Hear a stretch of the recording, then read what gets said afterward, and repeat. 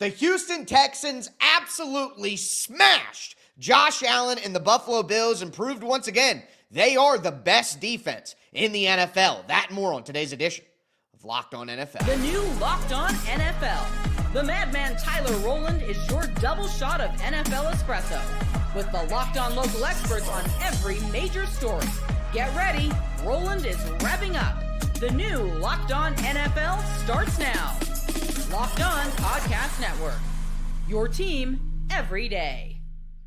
Football fans, welcome in to the Locked On NFL podcast, bringing you a double dose of the NFL's biggest stories with help from our local experts that know your favorite teams like no one else. I am your host, the madman Tyler Rowland, joined today by Locked On NFL expert Nick Cattles. On today's show, of course, we're going to be doing my madman's moneymaker, my 5 best bets of the week. I'm looking at the Panthers and the Chiefs to find a way to get something done here, but I see it going different ways. But we got to start with that Thursday night football masterpiece by the Houston Texans defense. They keep their playoff push alive. Before we dive into, I want to thank you for making Locked On NFL your first listen. Reminder that we want to thank you also for making the Locked On Podcast Network the #1 sports podcast network. Today's episode is brought to you by Game Time.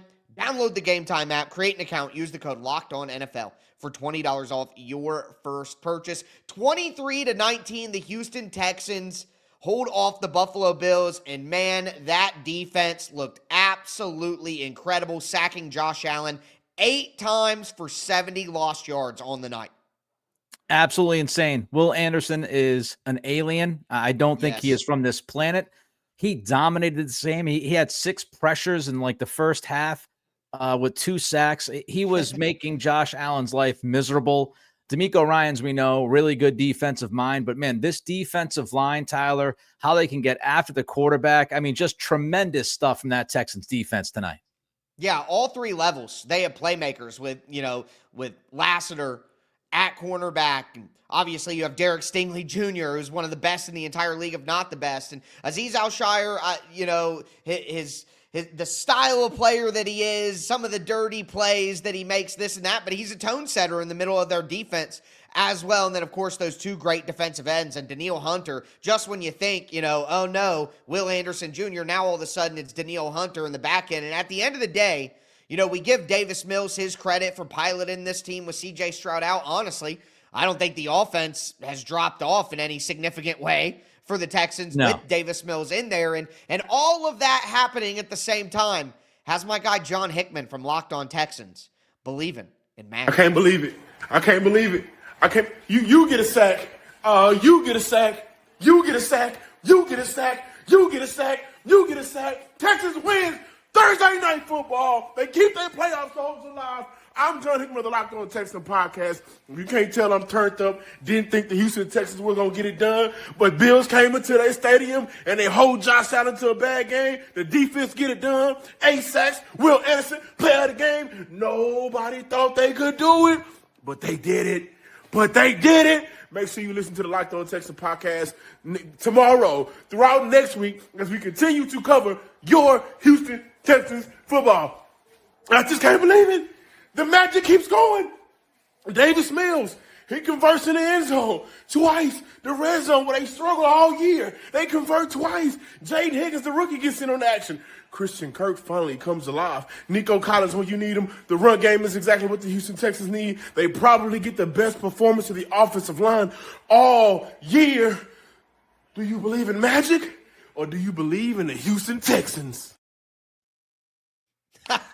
John going absolutely crazy. And I mean, that's how Texans fans probably feel right now, too, with the team starting off the way that they did. I mean, they're in a great spot at 6-5 to remain competitive in the AFC playoff. I don't know if they're going to catch the Colts, but I talked earlier this week on the show about how the Colts have a pretty tough schedule ahead. And we're going to talk about the Colts here in just a second. Like, it's not insane to think that the Colts could lose 3 or 4 games down the stretch here. And if you go on a run, be in striking distance, do you think, though, this is where I come down. I don't think that the Texans, though, offensively have enough to really make noise in the playoffs, even though that defense is all world.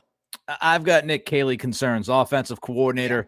in the second half, 4 drives late in the second half here. This is from Sean Pendergast of Sports Radio 610, Tyler. The Texans in the second half, 4 drives, 16 plays, 12 yards, 3 3-and-outs. Just absolutely brutal. But let me bring up the Bills here for a minute, because now they're 7-4. Yeah. Who thought in a world, Tyler, that after tonight's game we'd be talking about the Buffalo Bills and Kansas City Chiefs being a combined 12-9 on the season? That's bananas. This season is bananas. But I want to call out Joe Brady. Good offensive coordinator. I do think he's a good offensive coordinator. Nice little trick play on 4th and 27 that they somehow converted. But I do not understand his usage or lack thereof of James Cook. I haven't understood it from the very beginning. It continues to stump me. Check this out. First drive, 3 carries for James Cook, including a 45-yard touchdown. Second drive, they give him 1 carry, 6 yards, 3 and out. Third drive, 3 carries, 20 yards, results in a field goal. You get into the second half. What has been established is that your offensive line is having a really rough night. What's been established is Josh Allen has been put on his tookus. I'm so excited about John from Locked On Texans. I'm calling Josh Allen John Allen. Josh Allen is on his tookus all night long in the first half, right? Will Anderson is just dominating you. You go out in the second half as Joe Brady, the play caller. You give James Cook 4 carries in the first 3 drives of the second half. What are we doing? And then the 4th drive of the second half, James Cook gets 5 straight carries. And then on the very next drive, 6 passes, no runs. It's like Joe Brady is picking plays out of a hat. And if he draws 10 runs in a row, he runs it 10 times in a row. If he draws 10 passes, we're going to chuck and duck 10 times. I mean, Tyler, it's easy here, man.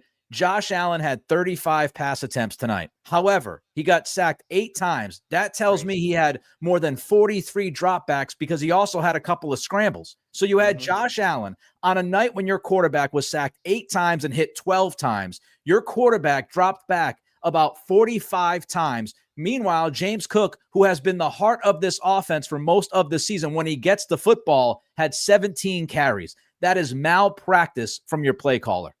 No, 100%. That's a great point. And the reality is James Cook is averaging 6.8 yards per carry. And it's not like the game script got out of hand and they had to pass to come from behind and win. It was within 1 score the entire time. So it's not like you could even say that game script dictated it. And quite frankly, right now, you can't be 100% positive that the Buffalo Bills are even going to make the playoffs. That's something that my guy Joe Marino from Locked On Bills is concerned about. The Buffalo Bills had their opportunities but couldn't finish drives against the Houston Texans and fall 23-19. The Bills just could not overcome their own mistakes, -3 in turnovers in this football game, and could not protect Josh Allen, sacked over and over and over again. And being behind the sticks against that defense with the limitations that the Bills have in their skill positions was too much to overcome. Obviously, the Bills defense gave them plenty of opportunities there in the second half to keep them in the game, but Buffalo's offense couldn't get it done against this exceptional Houston defense. And obviously, it's going to be a tough year for the Bills if they are going to pull off the division. They're falling further behind in that race, and it's pretty clear this is a wild card team if Buffalo's able to get to the postseason.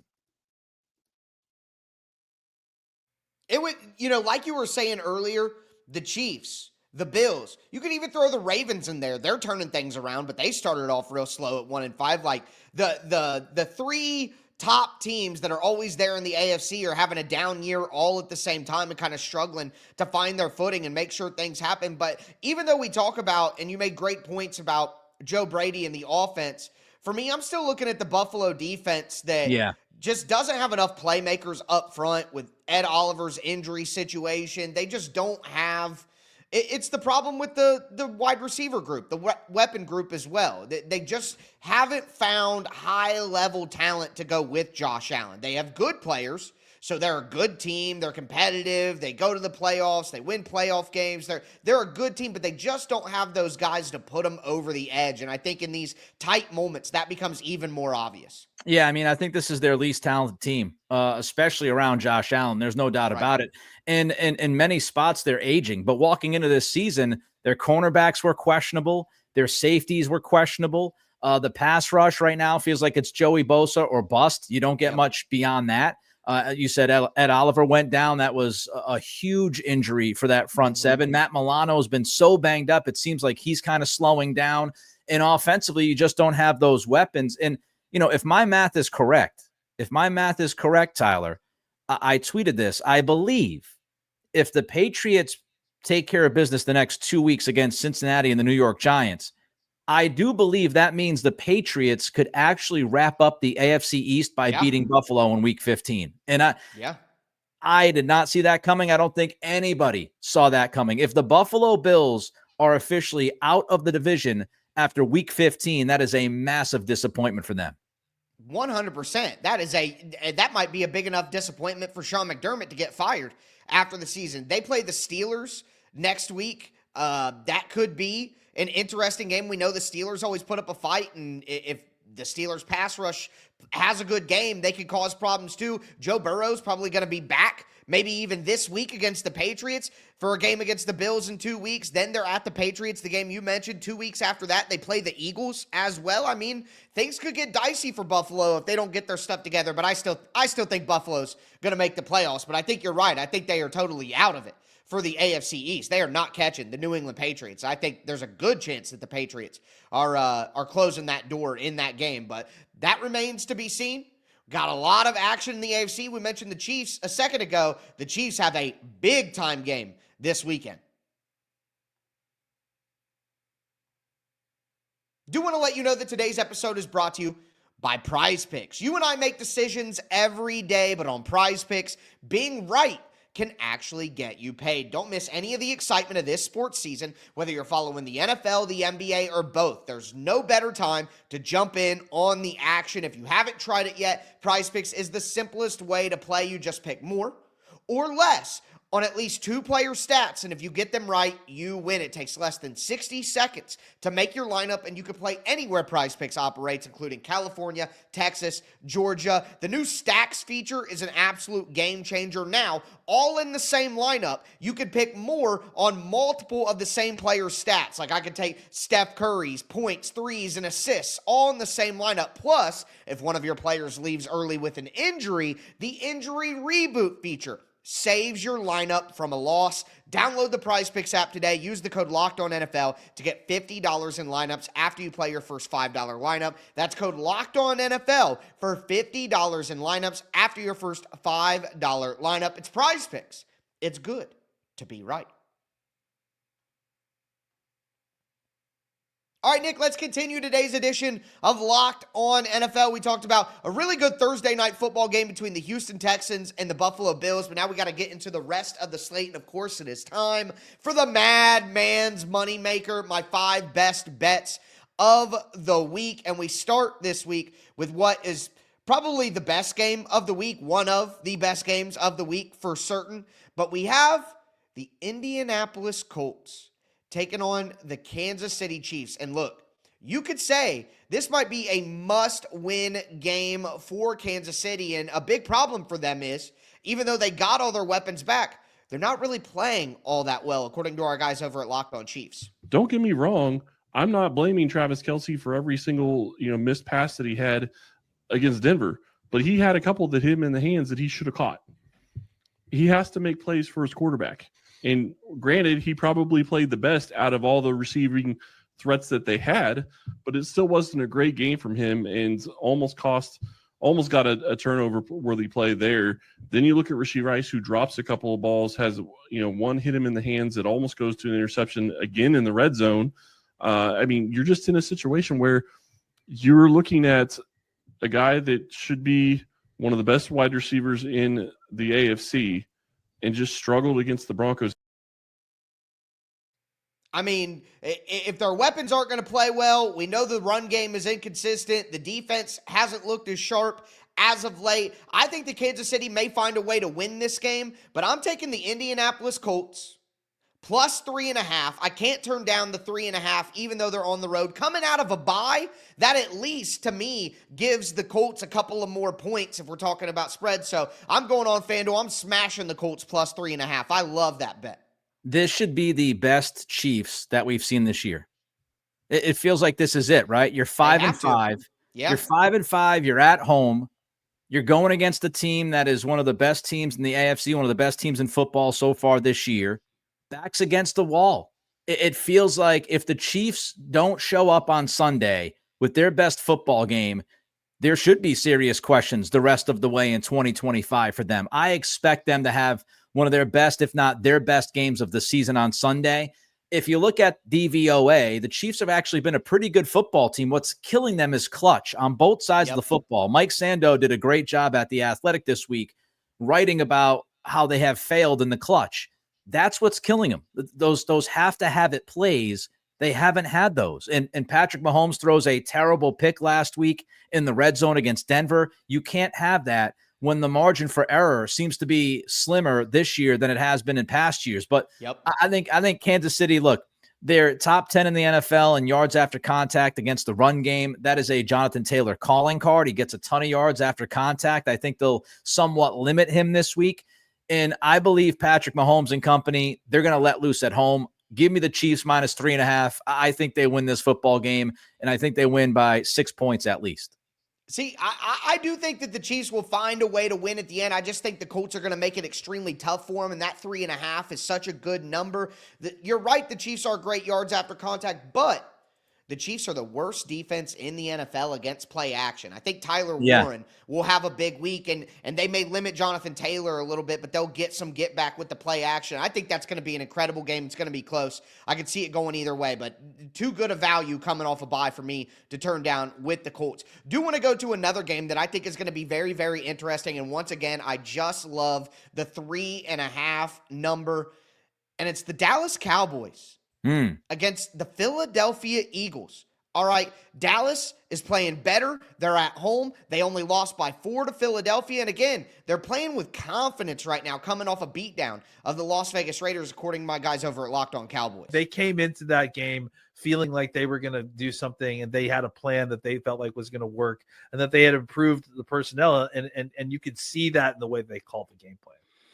Yeah, and it was different. It just looked so much more aggressive rather than being passive like they were the first 2 months of the season.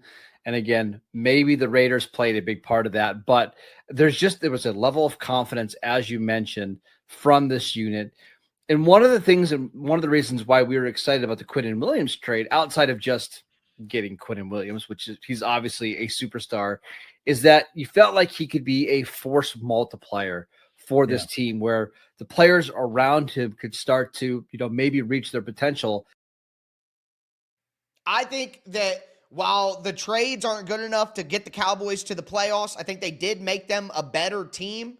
I like the momentum that the Cowboys have on the offensive side of the ball, and there's something in the well, poison in the well with the Philadelphia Eagles right now. Again, I think the Eagles could win this game, win a close game, but Dallas plus 3.5 at home, I'm betting on a close game in that one. All right, so I've got some warnings for Cowboys fans, and I might end up being totally wrong here. But number one, they were coming off a bye week, right? Number two, they had a very emotional week with their teammate passing away tragically. That gave that defense a little bit of an emotional lift. The addition of Quinnen Williams gave them a little bit of an emotional boost as well. And they were playing the Raiders. Okay, they were playing the Raiders. So I think this is going to be a different game for Dallas. Dallas obviously played in Philly earlier this year. It was only a 4-point loss, so they played them pretty tough. Another thing is no Lane Johnson for Philadelphia, which is a big loss on that offensive line. But I'm not ready to buy the Dallas defense just yet. I don't buy the Eagles offense, by the way. But I do think, with those defensive backs that Philly has going against Pickens and Lamb, that's going to be a fascinating matchup. I think Philly's the better team. I think they're going to cover. I think they're going to cover late. Would not be surprised if this is a very close game through, 57 of the 60 minutes. But I'm going to take Philly. I think the Cowboys take a little bit of a step back this weekend. Well, one of the things to consider here is that the Philadelphia Eagles hate each other. And that is something that my guy, Louis DiBiase, talked about this week on Locked On Eagles. Is there truth to the frustration if that is what people are upset about? Absolutely. I think Jalen Hurts is still a streaky passer in year 6. I still think that limits what you're able to do as a play caller. If there's truth to the fact that he's just free balling this offense when coaches don't want him to, I get why that would also be frustrating. Like, I am not exonerating Jalen Hurts whatsoever. But forgive me for also being skeptical and not believing that Kevin Patullo has some masterpiece offensive game plan week after week, and that Jalen Hurts is simply just not allowing it to shine because he's going off on his own and doing Jalen Hurts things. He's just improvising the entire offense and calling audibles, like checking out of all these amazing plays that Kevin Patullo has to offer. Like, forgive me for being a little bit skeptical about that. I'm not buying that at all. Well, hold on. What's he doing with the offense? What? Yeah. I mean, we need to get a further explanation from Louis on Sunday's show when we recap everything. But there are some saying that, Jalen Hurts is taking liberties with the offense and maybe making his own decisions. Freestyling is probably the more PG term that he could have gone with there. But hey, you got that brashness, Philadelphia. They do it different in Philly there, Nick. But my overall point is, now you even have a bunch of rumors that there's, off-field issues. Something happened off the field between Jalen Hurts and A.J. Brown. And I don't know what the truth is, but I do know that offense looks broken. So I just think some of those drama problems bubble up, some of the injuries up front. Philly's offensive line looks a little banged up, not just with, Lane Johnson, but all year they've just looked a little banged up. Dallas has some momentum right now. I just think that's going to be a close division game. I think Philly could win. They are the better team. You're right. But I think it's going to be a close. Oh, I do. I think it's going to be a close game. Am I super confident the Eagles win by more than 3.5 points? Of course I'm not super confident. The Eagles are walking, talking drama, man. They are the NFL soap opera every single year. And last year they won the freaking Super Bowl. So who knows? They might go out and blow out Dallas this weekend, or they could lose by 15 to 20 points. I have no clue, but I'm going with Philly. If there's any team that can dominate through the drama, it is the Philadelphia Eagles. But with that being said, we have another big-time matchup in the NFC that has real playoff implications. The Carolina Panthers and the San Francisco 49ers. And I think that line's way too big. No respect for the Carolina Panthers. Do want to let you guys know that today's episode is brought to you by Game Time. The NFL season is here, and honestly, there's no better feeling than being in the stadium, surrounded by fans, cheering on your team. But let's be honest, getting tickets can be a hassle between queues, login screens, prices jumping at checkout. It's frustrating. That's why I use Game Time, the app that gives the advantage back to the fans. Game Time is fast, it's easy, it's backed by the Game Time guarantee. You'll always get 100% authentic tickets delivered on time and at the best price, plus all fees are included, so the price that you see is the price that you pay. I pulled up Game Time, and in just a couple of taps, I saw amazing deals, and I'm talking about your favorite NFL games for as low as $100. Honestly, it's faster, cheaper, and less stressful than any other way that I've bought tickets. Make sure that you download the Game Time app, create an account, use the code LOCKEDONNFL for $20 off your first purchase. Terms apply. Again, that's promo code LOCKEDONNFL for $20 off. Swipe, tap, ticket, go. Download Game Time today. All right, Nick, let's cap off today's edition of Locked On NFL. We talked Thursday Night Football, where the Texans rolled over Josh Allen. We talked about some of the biggest games of the weekend with the Chiefs against the Colts, and I like the Cowboys against the Eagles. But another game that has huge implications here is the San Francisco 49ers against the Carolina Panthers. Before I tell you how I'd play it, I do want to thank you for making Locked On NFL your first listen, and thanks again for making the Locked On Podcast Network the #1 sports podcast network. But Bryce Young goes crazy last week, sets the Carolina Panthers franchise record for most passing yards in a game. The Panthers are getting 7 points on the road against the San Francisco 49ers, and I want to see Bryce Young do a repeat performance, and that's something that my guy Julian Council from Locked On Panthers talked about this week. What's added intrigue to this game on Monday is the fact that Bryce Young went out there and threw for 448 yards, just a cool 84 more yards combined than he had the last 3 games prior to that, 2 more touchdowns than he had combined the last 3 games. Just an insane day. And if you actually look at EPA per play, it's not his best performance in a history of his career. Even better is basically what that means to me. No, listen, I don't think that Bryce Young is going to go out there and have a repeat performance of that. But I think a Carolina Panthers offense that's balanced. They've really done a good job running the ball, and their defense has been better than I think people would realize at this point in time. I know that San Francisco got Brock Purdy back, but I'm still not convinced that that offense is at full health and the San Francisco 49ers offense that we're used to seeing. I think that San Francisco wins this game. I think that they're the better football team, but again, 7 points is too much. I'm hunting value this week when I don't really like the lines. Give me the Panthers +7 against the 49ers. 49ers are 2-2 at home, by the way. And Young was really good last week. I mean, career best, I would say. I know EPA and stuff like that, but I mean, just the eye test would tell you, I thought that was his best game of his career in the NFL. And Ted McMillan's going to be a mismatch for the 49ers. They've had some issues with all the injuries in the secondary. They've had some issues bottling up, talented receivers. And I think Ted McMillan could be a problem for them. I'm with you. I'm with you, Tyler. I think the 49ers win this game, but 7 points feels a little bit too heavy. So give me the Panthers +7.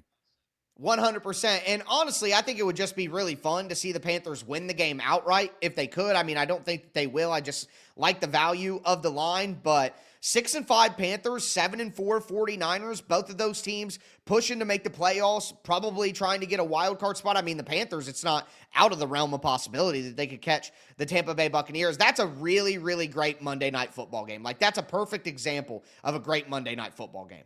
Yeah, it should be good. I mean, it should be really interesting to watch. And I'm shocked that Carolina is where they're at. Yep. I mean, watching that team against the Patriots several weeks ago, they looked dead in the water. And here they are. I mean, Bryce Young, I would have thought that Bryce Young, we might be talking about him being done in Carolina at this point and kind of playing out the string, but Dave Canales has his guys playing hard. He has them playing well. Rico Dowdle has been fantastic. Again, Ted McMillan has had a really, really good rookie season. And so they're an interesting football team, and it should be an interesting game on Monday night. 100%. I'm excited for it. All right. Now I'm going back to the bandwagon. They helped me out last week, Nick, and they're helping me out again.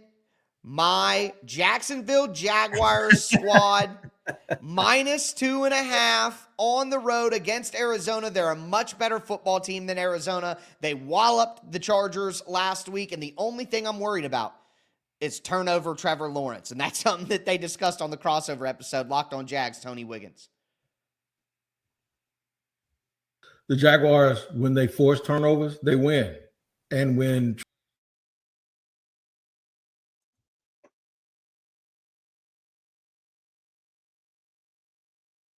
the Jaguars, when they force turnovers, they win. And when Trevor turns it over, or anybody else for that matter, they don't. And that's seriously the key to them each and every week. But you're right. Some of Trevor's turnovers have been real head scratchers. And it usually comes at a real bad time. So those are the things, just for your listeners who haven't watched them, it's like Jay Cutler. You remember you saw Jay Cutler and Aaron Rodgers, you go, well, they both whipped the ball. I don't see a difference in their arm talent. But one guy was throwing 45 touchdowns and 3 interceptions, and the other guy was throwing 20 and 16. That's the thing that bothers you about him. Bothers me trying to get that clip to play. I felt like Trevor Lawrence out there. I couldn't get it to go right. I think I'm doing the right things. It just won't happen the way that team. This is part of the reason I have faith in the Jags is Trevor Lawrence hasn't even played that great of football. He's made head-scratching turnover decisions, and that's something that they were talking about right there. My guy Alex Clancy asking the right questions, but they're able to run the football at will when they're playing right. That defensive front is underrated. They have an underrated defense. I just think that the Arizona Cardinals are a bad football team. I didn't believe in the little win they got a couple of weeks ago. I knew that they were going to get blasted when they kept going forward. Kyler Murray's out, ride Jacoby Brissett. No, this is a bad team. I don't think they're terrible, but they're just I think the Jags are a lot better. I think they're going to be able to dominate in the trenches. 2.5. I'm below the 3-point line. Give me Jacksonville. I mean, who picks the Jags at Cardinals game? You like the misery of picking this game, Tyler. You like the misery. I don't like either team. I want to punt this football game into the sun. Here's how I feel. And this is like more of a gut thing than anything else. I just feel like it's going to be a big letdown game for the Jags. Like they just took care of business against the Chargers. They went after Justin Herbert. They absolutely throttled the Chargers, and everybody's talking about Jacksonville. But, a few weeks ago we talked about Jacksonville, and I said the roller coaster that is Trevor Lawrence would drive me crazy. I would want off the ride. Yes. I'm getting off the ride. Jacoby Brissett is going to outplay Trevor Lawrence in this football game. The Cardinals are going to win this game. Okay. So I'm taking 2.5 points. Give me the home dog every single time against Trevor Lawrence. I don't believe it. Jaguars fans, you can be mad at me. You can send me messages on Twitter, whatever you want to do. But I'm just not going to believe in Trevor Lawrence. The roller coaster is on the way down this weekend. All right. Hey, sometimes you got to go with your gut. I totally understand. And as a matter of fact, that's how we're going to finish this thing. I'm going with my gut on this one. I got no good reasons for you whatsoever. Jaxson Dart is going to play this week. Give me the New York Football Giants plus 10.5 against the Detroit Lions. 10.5 is way, way, way too much. I know they're in Detroit. I know Detroit's going to be mad about losing to Philly. I get it. I'm just going with my gut on this one.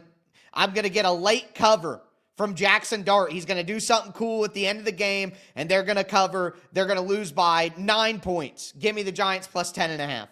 Dan Campbell being the offensive coordinator was a fun story when they played Washington. Then the next week, it wasn't so much a fun story when they went 0 for 5 on 4th down, was it?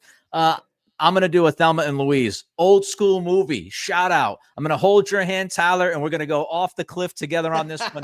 Give me the Giants plus 10.5.